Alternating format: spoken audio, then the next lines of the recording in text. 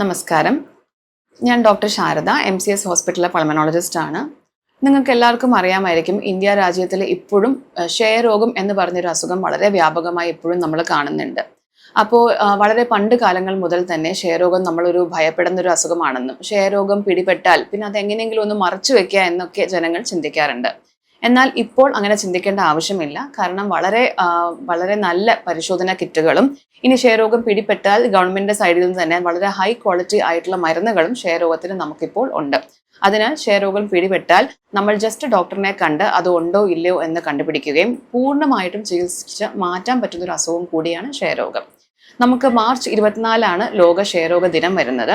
അങ്ങനെ വർഷങ്ങളായി തന്നെ നമ്മൾ ശ്രമിക്കുന്നത് ഗവൺമെന്റ് തലത്തിൽ നിന്നും മെഡിക്കൽ ആരോഗ്യ പ്രവർത്തകരുടെ തലത്തിൽ നിന്നും നമ്മൾ എല്ലാവരും പരിശ്രമിക്കുന്നത് ലോകത്തിൽ നിന്ന് ക്ഷയരോഗത്തിനെ എങ്ങനെ മാറ്റാം എന്നാണ്.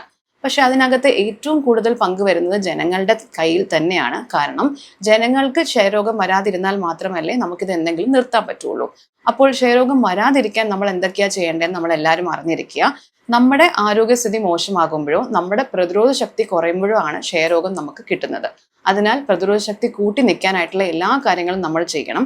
ദുശീലങ്ങളായിട്ടുള്ള പുകവലി, മദ്യപാനം അങ്ങനത്തെ കാര്യങ്ങൾ ഒഴിവാക്കുക. പ്രമേഹം, BP എന്നിങ്ങനെ അസുഖങ്ങൾ ഉണ്ടെങ്കിൽ അത് വരാതിരിക്കാൻ നോക്കുക. അസുഖങ്ങൾ ഉണ്ടെങ്കിൽ അതിനെ കൺട്രോൾ ചെയ്യുക. അങ്ങനെ ചെയ്യുവാണെങ്കിൽ ക്ഷയരോഗം നമുക്ക് വരാതിരിക്കും. ഇനി എങ്ങാനും ക്ഷയരോഗത്തിന്റെ ലക്ഷണങ്ങൾ നമുക്ക് തോന്നിയാൽ ഏറ്റവും കൂടുതൽ കണ്ടുവരുന്നത് ശ്വാസകോശ TB ആണ്, ശ്വാസകോശത്തിലെ ക്ഷയരോഗമാണ്. അങ്ങനെ വരുവാണെങ്കിൽ ചുമ അല്ലെങ്കിൽ പനി 2 ആഴ്ച കൂടി നിൽക്കുകയോ അല്ല ക്ഷയരോഗം നമ്മുടെ വേറെ ഏതൊരു അവയവത്തിന് വേണമെങ്കിലും നമുക്ക് വരാം.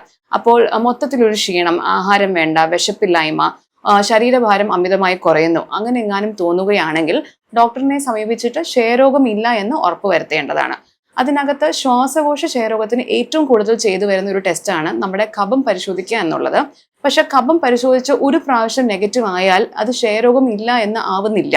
ഡോക്ടറിന് സംശയം തോന്നിയാൽ കഫം പലതവണ പരിശോധിക്കേണ്ടി വന്നേക്കാം. മാത്രമല്ല പുതിയ ചികിത്സ നമുക്ക് കണ്ടുപിടിക്കാനായിട്ടുള്ള പരിശോധനകളൊക്കെ ഉണ്ട്. അതെല്ലാം ചെയ്ത് ക്ഷയരോഗം ഇല്ല എന്ന് ഉറപ്പുവരുത്തേണ്ടതാണ്. അങ്ങനെ നമ്മൾ എല്ലാവരും കൂടി നിന്ന് ഈ ലോകത്തിൽ നിന്ന് ക്ഷയരോഗം മാറ്റിയെടുക്കാൻ പറ്റട്ടെ എന്ന് നാം പ്രാർത്ഥിക്കുന്നു.